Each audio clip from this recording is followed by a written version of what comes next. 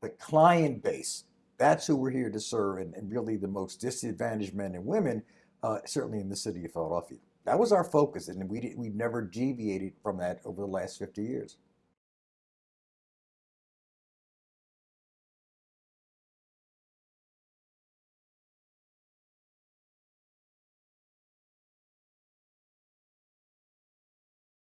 It was a great organization to be a part of. The enthusiasm, the commitment of people who worked here, all of whom were really working under the banner of helping people help themselves and really under what Reverend Sullivan had established as how we should operate. This was our priority in life, and that's what we should do. I did get to know Reverend Sullivan well over the years. When I first got in, there were so many people, all of whom knew Reverend Sullivan. And one of the first projects that was brought to me early on was he wanted to have a program for kids in the community. And his sense of that was it was going to be an urban core kind of approach where kids would actually go around and do community service.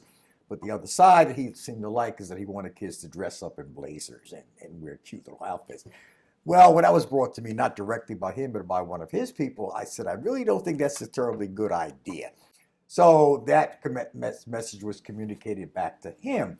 And I think it's probably the time when he got to know who I was, whether he said, who is this arrogant little person on my staff, or is this a person who has an opinion and he can respect an alternative opinion.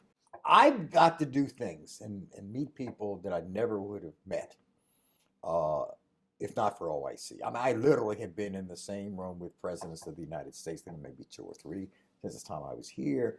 I had sat at the same lunch table with Colin Powell. I've met presidents and kings of African countries. I've been to Africa, Ethiopia, and Tanzania. Uh, and people who are my colleagues, my peers, fellow board members, fellow colleagues, period. Some of the greatest people I've ever met because it's hard to be in a room where everybody's on the same page. You're not going to get rich. Real clear. I mean, we're all real clear about that. So what you'll get rich in are knowing that every night that you go to sleep during the course of that day, you've done something for somebody else. But this is the kind of organization that everybody invests in it because everybody believes in what we do. And if you go to our conventions, for example, we used to have annually, in fact, the one's coming up this year. It's just an incredible group of people, all of whom do the same thing under the same banner, not the same services necessarily.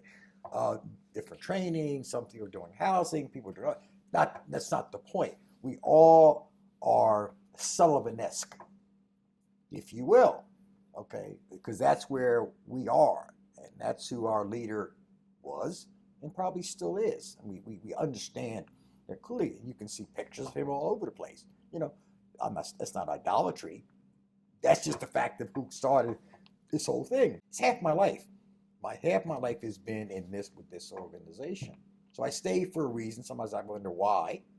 But then other times when I go to sleep at night, like I just mentioned, I know why.